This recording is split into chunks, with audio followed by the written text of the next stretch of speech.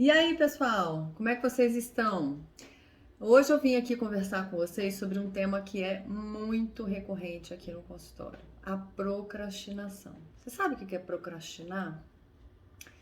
Em português, bem claro e popular, é deixar para depois, é enrolar. E para a gente começar a falar disso, primeiro a gente precisa entender, né? Por que a gente faz isso? Olha, primeiro a gente faz isso, todo mundo faz isso, tá? A gente é uma máquina de sobreviver e para sobreviver a gente precisa poupar energia. Tudo que o nosso cérebro identifique como um gasto de energia desnecessário ou que o balanço ali entre o ganho e o consumo de energia para executar aquela tarefa for muito desbalanceado, a gente vai tender mesmo a enrolar, né? A postergar, deixar para depois.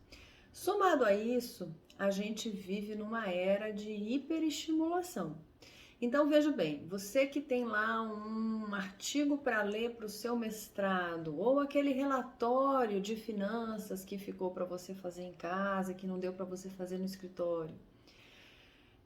A fazer essas tarefas, vamos ser bem honestos, está longe de ser algo gostoso, prazeroso. A maioria dessas tarefas que a gente posterga são chatas, são custosas, são difíceis, são demoradas, ou tudo isso ao mesmo tempo, né? Então, a gente, neste mundo nosso que a gente vive de internet, olha só, a gente aprende, o nosso cérebro fica exposto a uma quantidade gigantesca de dopamina quando a gente está nas redes sociais ali, ó, deitado no sofá, só mexendo o dedinho ali, rolando a barra do Instagram, né? O meu vício, por exemplo, é o Twitter. Eu vou lá no Twitter, fico lá lendo um monte de notícia, um monte de notícia.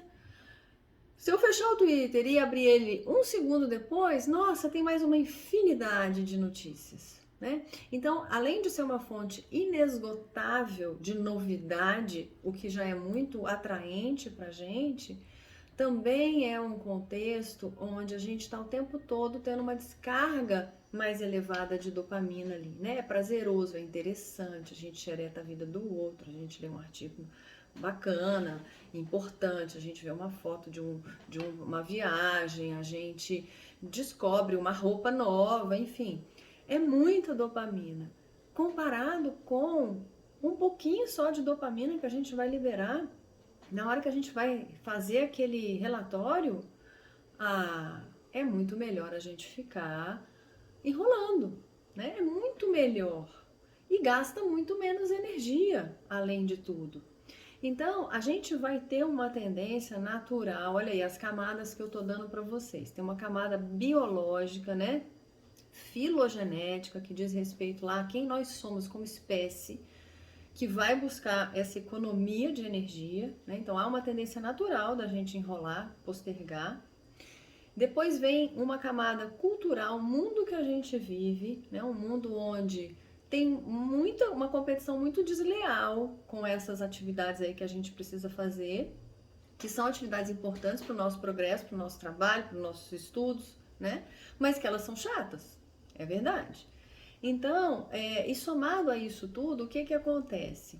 É, Muita gente não está sujeito a um esquema de recompensa que favorece o engajamento na atividade. Eu vou confessar para vocês, quando eu estava lá na faculdade de engenharia, os meus colegas engenheiros vão se lembrar aí, eu nunca fui uma boa aluna, não. Eu entregava o negócio ali na véspera, eu estudava 2 dias antes para a prova, eu enrolava pra caramba. Ixi, eu me lembro que eu atrasava horrores a devolução dos livros da biblioteca, ficavam lá no meu carro uma eternidade, né? E hoje eu me percebo uma pessoa que enrola muito pouco.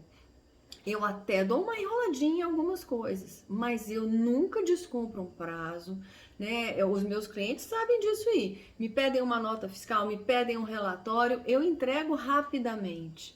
E o que que mudou de lá para cá? Foi o meu processo de envelhecimento que contribuiu para isso? Certamente que não.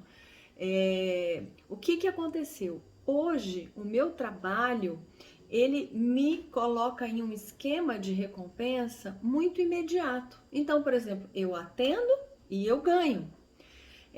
As pessoas nem sempre me pagam imediatamente, algumas sim, mas eu sei que aquele atendimento, que aquela hora trabalhada vai virar uma recompensa, né? Então é uma noção muito clara disso. E obviamente o contrário, se eu não trabalho, eu não recebo. Então também eu fico sujeita a essa punição de uma forma muito perceptível para mim. Só que a maioria das pessoas não tem um esquema de recompensa como esse, né? Se você entregar lá o seu trabalho de última hora, você não vai perceber essa perda de uma forma tão nítida como eu percebo, né? Se você trabalhar uma hora a mais nessa planilha aí das finanças que você tem que fazer, o seu chefe não vai te pagar uma hora a mais de trabalho, você vai ganhar o mesmo salário que você ganha. Então veja, estar submetida a esse esquema também aumentou muito o meu treinamento desse engajamento. Hoje eu tenho uma percepção muito clara de que fazer as coisas no prazo correto me garante a melhor recompensa. E a maioria das pessoas não está exposta a isso. Então, qual é a ideia? É a gente fazer uma engenharia aí da nossa vida para que a gente mesmo se submeta a esquemas de recompensa parecidos com esse, onde o que eu faço é automaticamente recompensado, para que eu aumente essa minha percepção de como é bom fazer algo e receber a recompensa, e também como é bom fazer algo e me livrar de um problema. Essa também é uma sensação, é um alívio, o outro é um prazer, mas é uma sensação muito boa e baixa a nossa ansiedade.